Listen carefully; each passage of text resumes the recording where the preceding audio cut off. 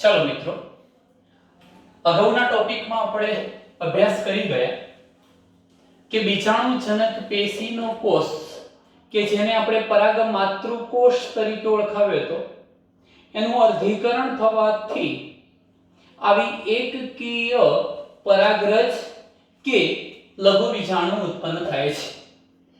અત્યારના ટોપિકમાં આપણે આવા લઘુ બીજાણુની રચના સમજવી છે। લઘુ बीजाणु अथवा तो परागरजनी रचना। परागरज केवी हो? सर्वप्रथम आ परागरज ए नर जन्यु जनक अवस्थानु प्रतिनिधित्व करे छे। प्रतिनिधित्व करे छे एनो मतलब શું થાય? चलो मित्रों, परागरज धारो के હું અહીંયા આ પ્રકારની પરાગરજ બતાવું છું। આ પરાગરજ છે જે પરાગરજ એકકીય છે અને સમય જતાં આ પરાગરજમાંથી નરજન્યુ બનવાનો છે જેને આપણે પુંજન્યુ પણ કહીશું અથવા તો નરજન્યુ નર પ્રજનન કોષ બનવાનું છે। ટૂંકમાં આ નર પ્રજનન કોષ કે નરજન્યુ શામાંથી બને છે? પરાગરજમાંથી, લઘુ બીજાણુમાંથી। માટે આપણે કહી શકીએ કે પરાગરજ એ નર જન્યુજનક અવસ્થાનું પ્રતિનિધિત્વ કરે છે। પરાગરજમાંથી જ નરજન્યુ બને છે એવું કહી શકાય। તમે જાસૂદ નામની વનસ્પતિ લો, જાસૂદ કે પછી અન્ય કોઈ વનસ્પતિ, એના પુંકેસરને લઈને મેં અગાઉ કહ્યું એ મુજબ તમે એના પરાગાશયને સ્પર્શ કરો તો તમારી આંગળીઓ પર પીળાશ પડતા રંગનો પાવડર બાજુનો જોવા મળે છે। આ પાવડર બીજું કંઈ જ નહીં પણ આ જે પાવડર હતો એ શું છે? પરાગરજ છે અથવા લઘુ બીજાણુ છે એમ આપણે કહીશું। હવે શું કરવાનું? તો આ પ્રકારની જે પરાગરજ છે एक काचनी स्लाइड लो, एना पर तमे पाणीनुं टीपું મૂકો અને પાણીનું ટીપું મૂક્યા પછી એ જે સફેદ આંગળી પર ચોટેલી પરાગરજ હતી એને આ ટીપા સાથે મિશ્ર કરો અને પછી આપણે અહીંયા કવર સ્લિપ, કાચની કવર સ્લિપ ઢાંકીને જો આપણે માઇક્રોસ્કોપમાં જોવાનો પ્રયત્ન કરીએ, માઇક્રોસ્કોપમાં એનો અભ્યાસ કરીએ તો પરાગરજના બંધારણમાં આપણને વિવિધતા જોવા મળે છે, જુદાપણું જોવા મળે છે। હું એવું નથી કહેતો કે કોઈ એક જ વનસ્પતિની પરાગરજના બંધારણમાં વિવિધતા જોવા મળે એવું નથી કહેતો, પણ તમે જો જુદી જુદી વનસ્પતિની જાતિઓની પરાગરજને લઈને આ પ્રકારે સ્લાઇડ લઈ પાણીના ટીપા સાથે એને મિશ્ર કરી કવર સ્લિપ ઢાંકીને માઇક્રોસ્કોપમાં જોશો તો તમને જુદા જુદા પ્રકારનું બંધારણ ધરાવતી પરાગરજ જોવા મળશે। હવે પ્રશ્ન એ થાય કે પરાગરજના બંધારણમાં કેવી વિવિધતા હોય, કઈ કઈ બાબતમાં વિવિધતા હોય? તો હું કહી શકું કે પરાગરજનો રંગ છે, આકાર છે, એનું કદ છે, એની સંરચના છે, ડિઝાઇન જેવી બાબતોમાં તમને વેરિએશન વિવિધતા જોવા મળે છે। હવે હું એક ઉદાહરણ દ્વારા સમજાવું। જેમ કે મારે પરાગરજની સંરચના કેવી હોય એના વિશે વાત કરવી છે। એક સાદું ઉદાહરણ આપો, તમે સરળતાથી સમજી જઈ શકશો। જેમ કે પરાગરજ જો આકારની દ્રષ્ટિએ વાત કરું તો પણ પરાગરજ સામાન્ય રીતે ગોળાકારની હોય છે। ગોળાકારની બધી જ પરાગરજ ગોળાકારની હોય એવું ન કહી શકાય। કેમ? કારણ કે કેટલીક પરાગરજ તમને આ પ્રકારે ગોળાકારની દેખાશે, કેટલીક આવી સળી જેવી દંડાકારની જોવા મળશે, કેટલીક તમને કોમા જેવી અલ્પવિરામ જેવા આકારની દેખાશે, કેટલીક પરાગરજ તમને લંબગોળાકાર દેખાશે।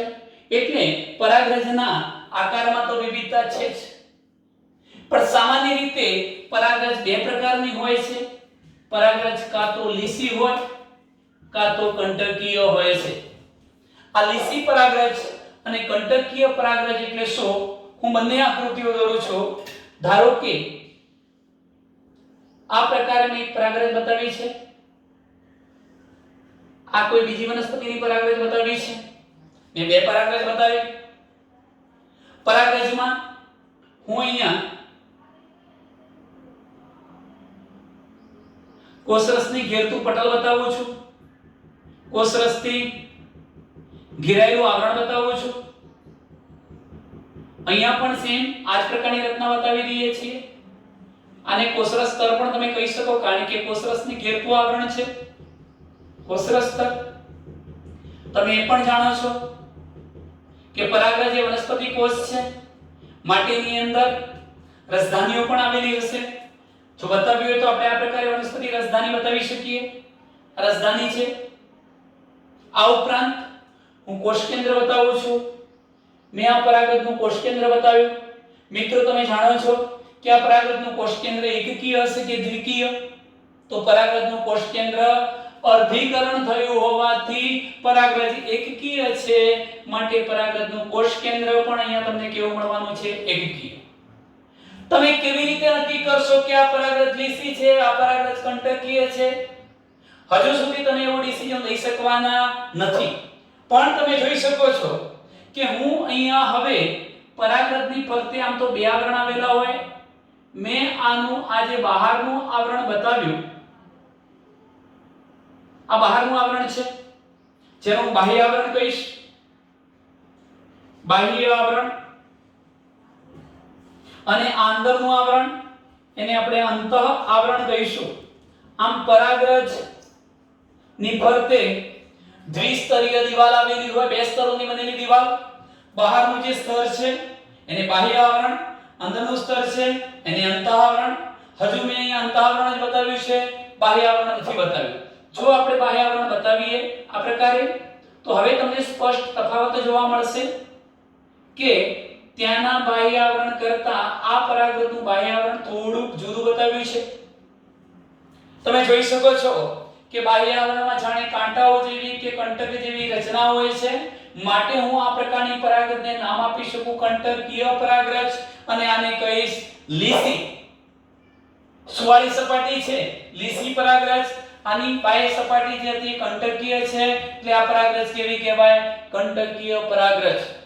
ચાલો પરાગરજ વિશેની વધુ માહિતી સમજીએ. હવે પછીની આકૃતિઓમાં સવિશેષ ધ્યાન રાખવાનું. આકૃતિમાં નરજન્યુનું નિર્માણ પૂછાતું હોય છે, આકૃતિ દોરવાની હોય છે, માટે આકૃતિ કેવી રીતે ડ્રો કરું છું એના પર વિશેષ ધ્યાન રાખજો. સર્વપ્રથમ બે ચાર શબ્દો લખી નાખું કે પરાગરજ સામાન્ય રીતે ગોળાકારની હોય છે, એક મુદ્દો.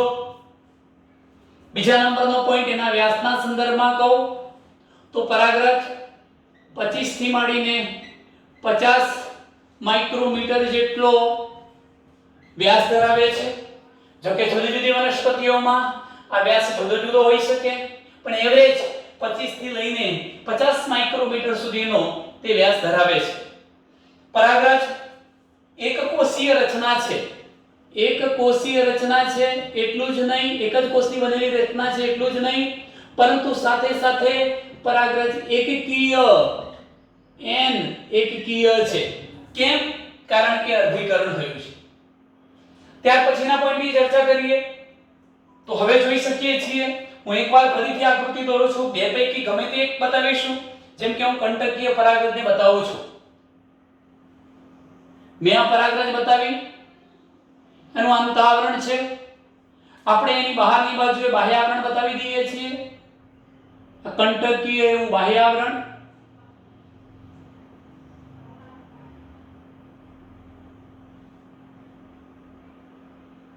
આ પરાગરજનું બાહ્ય આવરણ થયું. તમે જોઈ શકો છો કે આને બાહ્ય આવરણ કહીશું, બાહ્ય આવરણ, અને આ થશે અંતઃ આવરણ.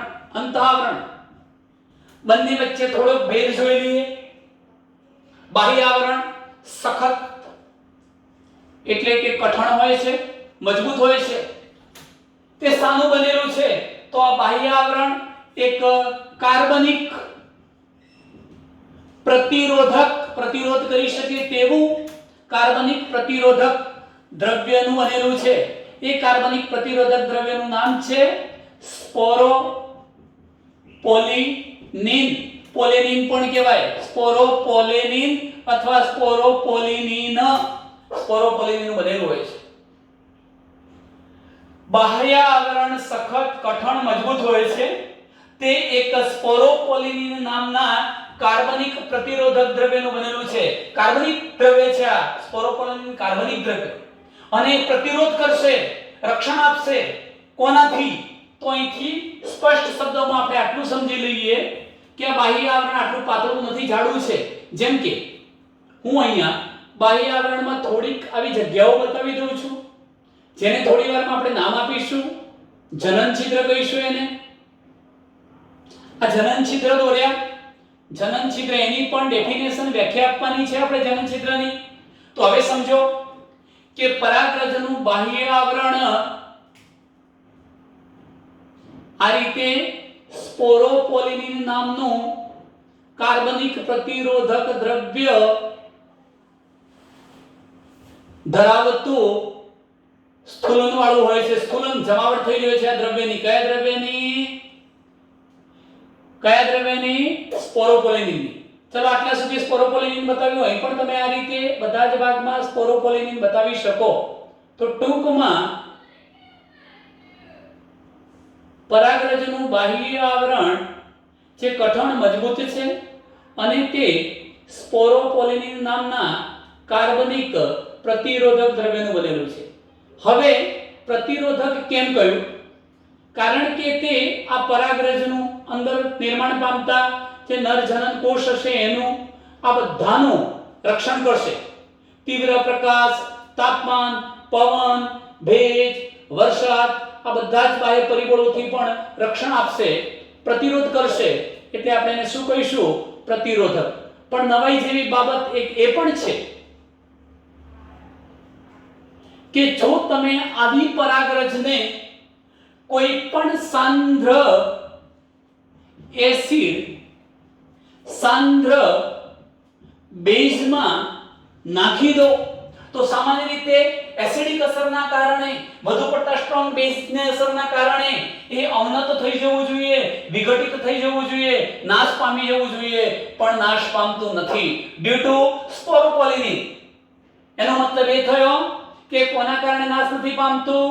સ્પોરોપોલિનિન નામના કાર્બનિક દ્રવ્યની હાજરીના કારણે એ સાંદ્ર એસિડ, સાંદ્ર બેઝ કે ઊંચા તાપમાનમાં પણ વિઘટિત થઈ શકતું નથી, નાશ પામતું નથી.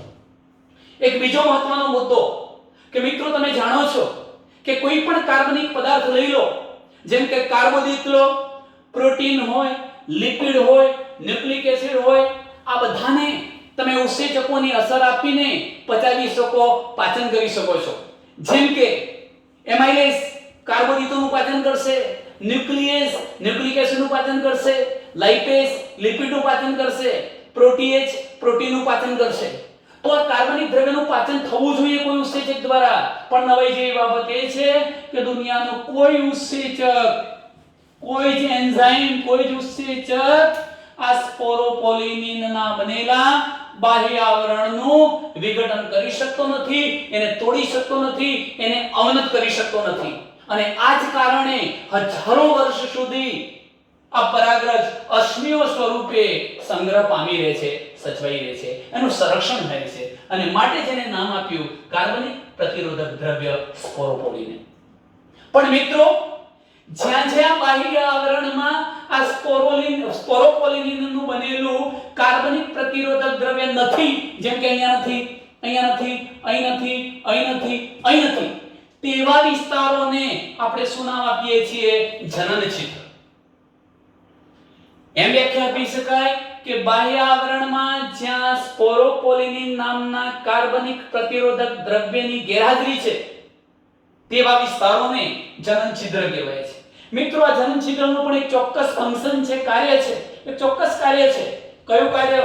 કે જ્યારે આ પરાગરજ નું અંકુરણ થવાનું છે, પરાગ નલિકા બહાર આવવાની છે, તો એ પરાગ નલિકા જ્યાં જનન છિદ્ર છે ત્યાંથી જ બહાર આવી શકે. જેમ કે હું બતાવી દઉં. આપણે જોઈ ગયા કે આ તો અંતઃઆવરણ છે, અંદરનું આવરણ. આ બ્લેક કલરનું અત્યારે બતાવું છું એ અંતઃઆવરણ છે. મિત્રો આ ઘટના પછી બનવાની છે, પણ તમને થોડું એડવાન્સમાં કહી દઉં કે જ્યારે જેમ કે આ એકકીય એનું કોષ કેન્દ્ર, આ બધું એનું કોષરસ છે. આ થઈ ગઈ પરાગરજની રચના. કોષ કેન્દ્ર તો એકકીય જ હતું.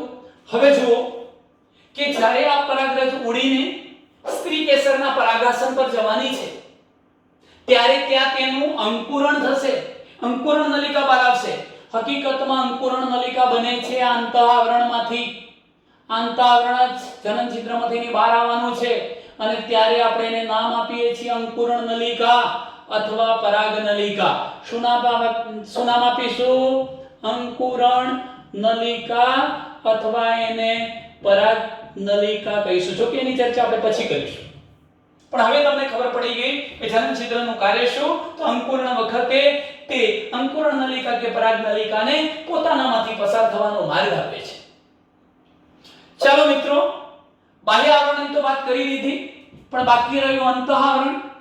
અંતઃઆવરણ જે બ્લેક કલરથી મેં અત્યારે બતાવ્યું છે, જો કે એમ ના માની લેતા કે બ્લેક હોય છે, આપણે ખાલી આકૃતિમાં એને સારી રીતે સમજવા માટે બ્લેક થી બતાવીએ છીએ. તો આ જે બ્લેક આવરણ છે એ અંતઃઆવરણ પાતળું હોય છે. ભાઈ આ તો જાડું હતું, પણ આ કેવું છે? પોતે પાતળું. એટલું જ નહીં, એ સેલ્યુલોઝ અને પેક્ટિન નામના દ્રવ્યોથી બનેલું છે. સેલ્યુલોઝ અને પેક્ટિનનું બનેલું હોય છે. કોઈ કાર્ય પૂછે તો આપણે કહી શકીએ કે અંતઃઆવરણ પોતે પરાગ નલિકા સ્વરૂપે લંબાશે. ચલો મિત્રો, આટલે સુધીની વાત કરી. હવે હું તમને એક પ્રશ્ન કરું કે જ્યારે આ પરિપક્વ, જેમ કે આ પુંકેસર છે, એનું આ પરાગાશય છે, તમને અત્યાર સુધી ખબર પડી ગઈ કે પરાગાશયમાં જે લઘુ બીજાણુધાની હતી, લઘુ બીજાણુધાનીની અંદર જ આ રીતના પરાગરજ બનવાની હતી. એટલે સ્વાભાવિક છે કે પરાગરજ તો ક્યાં હશે? આ પરાગાશયની અંદર જ હશે. ધારો કે આ પરાગાશય પુખ્ત બની ચૂક્યું છે, પરિપક્વ બની ગયું છે, તો હવે આ પરાગાશય ફાટશે, એનું સ્ફોટન થશે અને સ્ફોટન થશે ત્યારે પરાગરજને મુક્ત કરશે. આ રીતે એકકીય પરાગરજ બધી મુક્ત થવાની. તો હું તમને પ્રશ્ન પૂછું છું કે જ્યારે પરાગાશયનું સ્ફોટન થાય છે અને પરાગરજ મુક્ત થાય છે ત્યારે એની અંદર કેટલા કોષ કેન્દ્રો હોય? તો તમે સ્પષ્ટ કહેશો કે સાહેબ એની અંદર સ્વાભાવિક છે આવું એક જ એકકીય કોષ કેન્દ્ર હોય. પણ ના, જ્યારે પરાગાશય પુખ્ત બને છે અને પરાગાશયનું સ્ફોટન થાય છે, પરાગરજ બહાર આવે છે, ત્યારે મોટા ભાગની વનસ્પતિઓની અંદર આ પરાગરજ બે કોષ કેન્દ્રો વાળી હોય છે. આમ તો બે કોષ વાળી હોય છે એમ પણ કહી શકો, ટુ સેલેડ, અને કેટલીક વનસ્પતિમાં થ્રી સેલેડ, ત્રિકોષીય હોય છે. કેમ આવું થયું? ચાલો જોઈએ. તો આ પરાગરજને હું ફરી એકવાર અહીં બતાવી દઉં છું.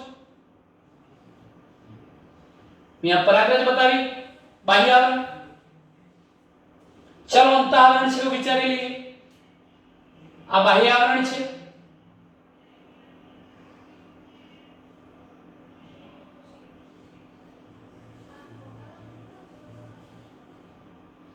અહીં આપણે જનન છિદ્રો બતાવી દઈએ છીએ. વારે ઘડી આપણે પેલું સ્પોરોપોલિનનું સ્થૂલન બતાવવાની જરૂરિયાત નથી. હવે આટલી આકૃતિ થઈ ગઈ. આપણો તો મહત્વનો પોઈન્ટ છે કે એક કોષ કેન્દ્રમાંથી બે કોષ કેન્દ્રો કેવી રીતે બની ગયા. તો તમે મિત્રો અહીં વિચારી જુઓ, આ બધો એનો કોષરસ છે. સર્વપ્રથમ તો પરાગરજનું આ જે એકકીય કોષ કેન્દ્ર હતું એ પેલું પરાગાશય ફાટે પહેલા ખોરાકનો સંગ્રહ કરી મોટું બની જાય છે. જો આ એકકીય કોષ કેન્દ્ર હતું પહેલા આટલું નાનું, એ ખોરાક સંગ્રહ કરશે, ખોરાક ગ્રહણ કરશે, મોટું બનવાનું, મોટું બની ગયું અને ત્યાર પછી એનું વિભાજન થઈ જાય. આમ તો સમવિભાજન પણ કહી શકાય. અને તેના પરિણામે અસમ કદના, એક નાના કદનું અને એક મોટા કદનું, એમ બે કોષ કેન્દ્રો અથવા બે કોષો સર્જાય છે. એકકીય કોષ કેન્દ્ર હતું, કદમાં મોટું બની ગયું એટલે અત્યારે તો એકકીય જ છે. જો માની લો કે સમવિભાજન થાય અર્ધીકરણની સમવિભાજન તો આપણે એકકીય બનવાનું એક કોષ કેન્દ્ર અથવા એક કોષ પણ કહી શકાય આને એક નાનો બન્યો એક મોટો બન્યો હું આ બંનેને આ રીતે અંદર બતાવી દઉં જેમ કે એક મોટું અનિયમિત આકારનું મેં આ કોષ કેન્દ્ર બતાવી દીધું અને બીજું હું આ રીતે ત્રાક આકાર નાનું કોષ કેન્દ્ર બતાવી દઉં છું હકીકતમાં સેજ આમ પાર્ટીશન બતાવી દઈએ તો તમે વિચારી શકો છો કે આખો એક કોષ હતો એમાંથી આ જે મોટું કોષ કેન્દ્ર ધરાવતો તો એ કોષ આ મોટું કોષ કેન્દ્ર ધરાવતો આખો કોષ એને આપણે વાનસ્પતિક કોષ નામ આપી શકીએ વાનસ્પતિક કોષ અને એવું નથી કહેવું તો આ કોષ કેન્દ્રને વાનસ્પતિક કોષ કેન્દ્ર કહેવાય અને આ નાનું કોષ કેન્દ્ર હતું એને આપણે જનન કોષ અથવા જનન કોષ કેન્દ્ર કહીશું તમે વિચારી જુઓ કે વાનસ્પતિક કોષ મોટો છે વિપુલ પ્રમાણમાં ખોરાક સંગ્રહી છે મોટું અનિયમિત આકારનું કોષ કેન્દ્ર ધરાવે છે પરંતુ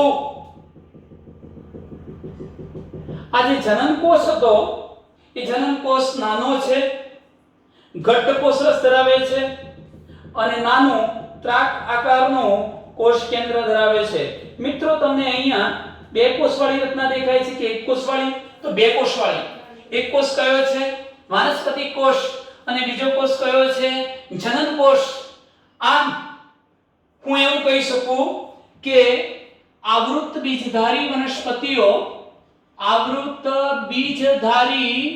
વનસ્પતિઓ પૈકીની 60% કરતા પણ વધુ આવૃત બીજધારી વનસ્પતિમાં જ્યારે પરાગાશયનું સ્ફોટન થાય છે ત્યારે જે પરાગરજ મુક્ત થાય એ પરાગરજ દ્વિકોષીય હોય છે ટુ સેલેડ એમાં એક કોષ અથવા એક કોષ કેન્દ્ર વાનસ્પતિક કોષ બીજો જનન કોષ આવી હોય છે પણ કેટલીક જાતિની વનસ્પતિમાં જ્યારે પરાગાશયનું સ્ફોટન થાય છે ત્યારે તે ત્રિકોષીય હોય કેવી રીતે આની આ જ બાબત તમે સમજી જઈ શકો છો વાનસ્પતિક કોષ તો છે જ આ જનન કોષ પણ એકકીય હતો એનું ફરી સમવિભાજન થાય બે કોષ કેન્દ્રો બની જાય જો કે આ બંને કોષ કેન્દ્રોને આપણે નરજન્યો કહી શકીએ તો હવે તમે વિચારી શકો છો એક અને આ એક બરાબર કેટલા બે એટલે આ બે અને આ એક ત્રણ કોષીય અવસ્થાવાળા પણ હોઈ શકે પણ એવરેજ મોટા ભાગની વનસ્પતિમાં જ્યારે પરાગાશયનું સ્ફોટન થાય પરાગરજ બહાર આવે ત્યારે પરાગરજની અંદર બે કોષો હોય છે વાનસ્પતિક કોષ અથવા નાલ કોષ અને બીજો કોષ કયો જનન કોષ ચાલો મિત્રો હવે આનો અંતિમ તબક્કો કે એમાંથી નરજન્યુ કેવી રીતે બને છે વિચારી લઈએ કે જો આ પરાગાશયનું સ્ફોટન થાય છે અને પરાગરજ મુક્ત થઈને બહાર આવે છે અને એ પરાગરજની અંદર બે કોષ કેન્દ્રો હતા જેમ કે અંતઃઆવરણ બાહ્ય આવરણ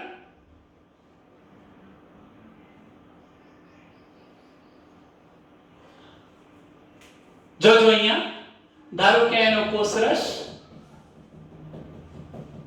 માની લો કે આ વાનસ્પતિક કોષ કેન્દ્ર અથવા તો નાલ કોષ કેન્દ્ર વાનસ્પતિક કોષ કેન્દ્ર અને આ નાનું હતું એને આપણે જનન કોષ કેન્દ્ર અથવા જનન કોષ કહીશું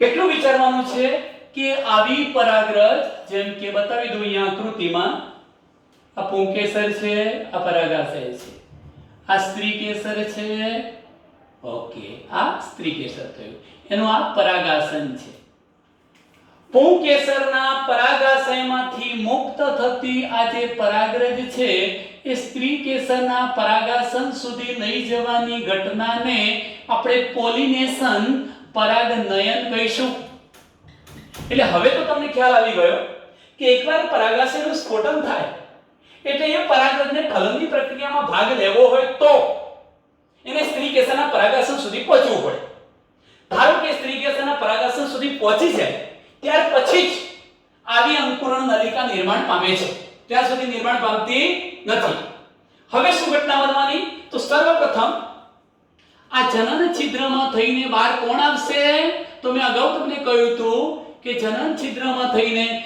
આ સૌથી અંદરનું અંતઃઆવરણ હતું એ પરાગનલિકા સ્વરૂપે બહાર આવે છે ચલો આવી ગયું તો આ પરાગનલિકા કે અંકુરણ નલિકા બની ગઈ એ વખતે આ બે કોષ કેન્દ્રનું શું થાય? આ વનસ્પતિ કોષ કેન્દ્ર ટોચે ગોઠવાયેલું છે અહીંયા અને નાશ પામી જશે. તમને થાય કેમ છે નાશ પામી ગયું? એને શું કાર્ય કર્યું? તો એનું કાર્ય માત્ર એટલું હતું કે પરાગનલિકાની લંબાઈમાં વધારો કરવો.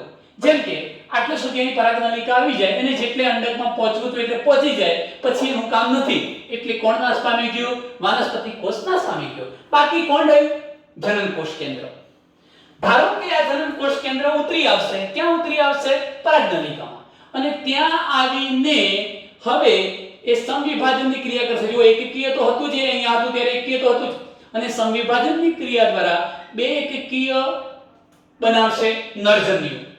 આ બંને, આ એક અને આ બે જે બન્યા એને જ આપણે નરજન્યુ, નર પ્રજનન કોષ, પૂજન્યુ કહીશું. હવે તમે જોઈ શકો છો બેટા કે બે નરજન્યુઓ બની ગયા. નરજન્યુનું બનવું એ તો નરજન્યુઓ બની ગયા. નરજન્યુજનક અવસ્થા થઈ ગઈ. નરજન્યુજનક અવસ્થાનું પ્રતિનિધિત્વ કોણે કર્યું? પરાગરજે. અને જરૂરિયાત હતી એવા બંને નરજન્યુઓ પણ પેદા થઈ ગયા. તો ટૂંકમાં નરજન્યુજનક અવસ્થા એટલે શું? કોઈ એવું પૂછે તો એમ કહી શકાય કે પરાગનલિકા અને એની અંદર રહેલા બે નરજન્યુઓ સહિતનો સમગ્ર વિકાસ એને શું કહેવાય? નરજન્યુજનક અવસ્થા તરીકે આપણે ઓળખાવીએ છીએ. હવે બેટા થોડીક વાત એક બીજી કરી લઈએ, 10 મિનિટ. પહેલો પોઈન્ટ તમે જોઈ શકો છો કે પરાગાશયનું સ્ફોટન થયું એટલે પરાગરજ મુક્ત થઈ ગઈ. પરાગરજ મુક્ત થઈ અને એ સ્ત્રી કેસરના પરાગાશય સુધી પહોંચે પહેલા મૃત્યુ પામી જાય તો ફલનની કોઈ સંભાવના રહી શકે નહીં. એટલે જો મુક્ત થતી પરાગરજને ફલન પ્રક્રિયામાં ભાગ લેવો છે તો એની જીવિતતા જળવાવી જરૂરી છે. એ જીવંત રહેવું જરૂરી છે. હવે પ્રશ્ન એ થાય કે સાહેબ આ પરાગાશયનું સ્ફોટન થઈ પરાગરજ મુક્ત થાય એના પછી પરાગરજ કેટલો સમય જીવિત રહે? તો આ પરાગરજની જીવિતતાનો સમયગાળો જુદી જુદી વનસ્પતિઓમાં જુદો જુદો હોય. જેમ કે હું અહીંયા લખું છું ચોખા જેવી વનસ્પતિઓ છે, ઘઉં જેવી વનસ્પતિઓ છે. આવી વનસ્પતિઓમાં પરાગાશયમાંથી મુક્ત થતી પરાગરજનો જીવિતતાનો સમયગાળો 30 મિનિટ સુધીનો જ હોય છે. હા, તમે 30 મિનિટ પછી અપેક્ષા રાખો, અડધા કલાક પછી કે ભાઈ તું ત્યાં જઈને ફલન પ્રક્રિયામાં ભાગ લે, તો એ લઈ શકતું નથી. કેમ? કારણ કે મૃત બની જાય છે. બીજી કેટલીક વનસ્પતિમાં જીવિતતાનો સમયગાળો વધુ હોય છે. તો હવે તમને એમ થાય કેટલાકમાં ઓછો, કેટલાકમાં વધુ. પરાગરજનો જીવિતતાનો સમયગાળો કઈ બાબત પર આધારિત છે? તો પરાગરજનો જીવિતતાનો સમયગાળો ખાસ કરીને પ્રાપ્ય તાપમાન અને ભેજ અને તાપમાનના આધારે પરાગરજ જીવિત વધુ રહેશે કે ઓછી એ નક્કી થાય છે. હું 3 કુળની વનસ્પતિઓ લખું છું. લેગ્યુમિનોજી,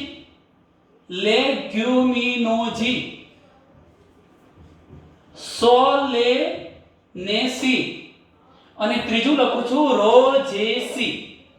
તમને એમ થાય છે આ શું છે? આ કુળ છે. કુળ એટલે શું? જુદી જુદી થોડાક સમાન લક્ષણો ધરાવતી જુદી જુદી વનસ્પતિઓનો સમૂહ એટલે કુળ. આ એક કુળ હતું રોજેસી કુળ. આ બીજું કુળ લેગ્યુમિનોજી અને ત્રીજું કુળ સોલેનેસી. જેમ કે બેટા સોલેનેસીમાં ધતુરો આવે, લેગ્યુમિનોજીમાં વાલ, અડદ, તુવેર, મગફળી, ચણા વગેરે આવે. રોજેસીમાં ગુલાબ વગેરે જેવી વનસ્પતિઓ આવે.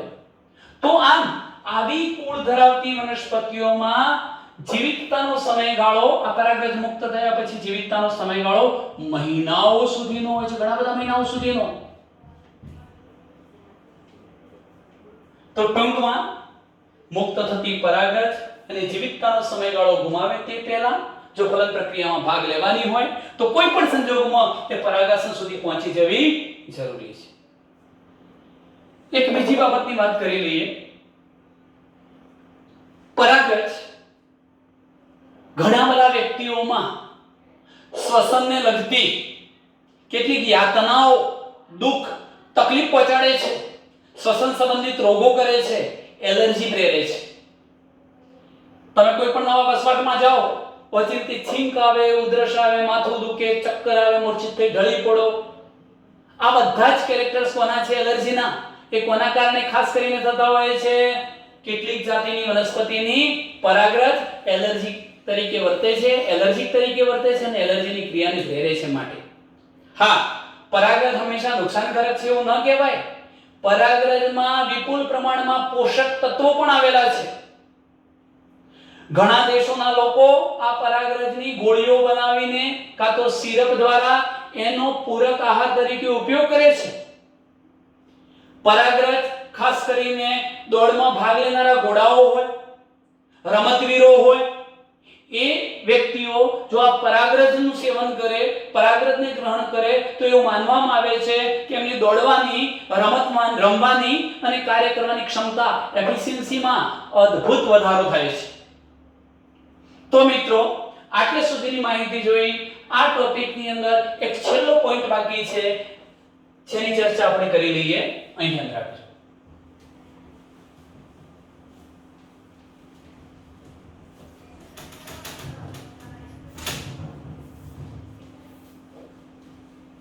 ચલો, લાસ્ટ પોઈન્ટમાં મારે એક શબ્દ સમજાવવો છે તમને. કૃત્રિમ વીર્યદાન. તમે નામ સાંભળેલું હશે. કૃત્રિમ વીર્યદાન.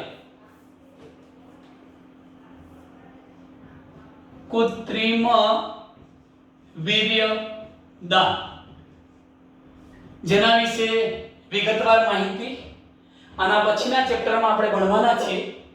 આમ છતાં વીર્ય શું છે?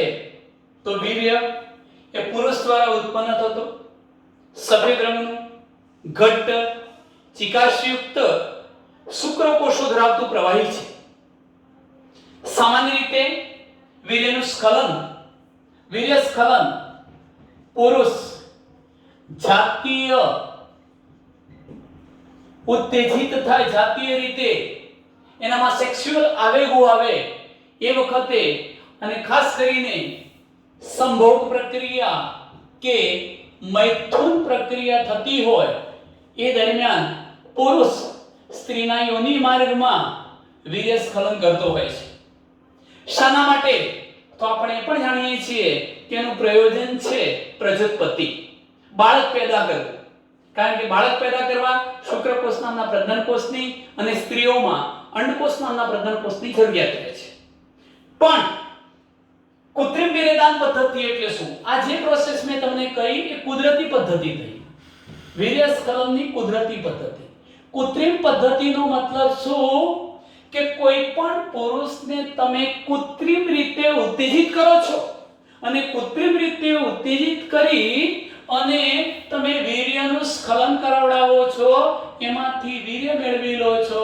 પણ સ્વાભાવિક છે કે આ વીર્યની અંદર રહેલા શુક્રકોષો થોડાક સમયમાં 24 કલાક, 48 કલાક, 1 દિવસ, 2 દિવસ, 3 દિવસ મૃત્યુ તો પામવાના છે. પછી એનો આપણે ફલન માટે ઉપયોગ કરી શકીએ નહીં. પરંતુ વીર્યની અંદર રહેલા જે શુક્રકોષો હતા એને વર્ષો સુધી એઝ ઇટ ઇઝ કન્ડિશનમાં જાળવી રાખવા છે, જેમ છે તેમ જાળવી રાખવા છે. ભવિષ્યમાં એ ફલન કરી શકે એ માટે આપણે એને ઉપયોગમાં લઈ શકીએ એવી રીતના જાળવી રાખવા છે. તો એના માટે આપણે એને પ્રવાહી નાઇટ્રોજન યુક્ત માધ્યમમાં -196 તાપમાને રાખીએ તો વર્ષો સુધી જેવા હતા એવા શુક્રકોષને જાળવી રાખી શકાય. આ પદ્ધતિને કહેવાય છે કૃત્રિમ વીર્યદાન પદ્ધતિ. મેં આ ઉદાહરણ એટલા માટે આપ્યું છે, એવું જ તમે પરાગરજ માટે કરી શકો, કારણ કે એનો જીવિતતાનો સમયગાળો જુદી જુદી વનસ્પતિમાં જુદો જુદો હતો. કદાચ કોઈક મહિનાઓ પછી મરી જવાની, કોઈ અડધા કલાક પછી મૃત પામવાની. તો ભવિષ્યમાં ફલન કરી નવી વનસ્પતિનું સર્જન ન કરી શકે, પાક સંવર્ધન, વનસ્પતિ સુધારણા કરી શકાય નહીં. તો આ પરાગરજને પણ વર્ષો સુધી જેમ છે તેમ એવી સ્થિતિમાં જાળવી રાખવા માટે પ્રવાહી નાઇટ્રોજન યુક્ત માધ્યમમાં -196 તાપમાને જાળવી રાખવાની જે રીત છે એને પણ આપણે કૃત્રિમ પરાગનિધિ કહીશું.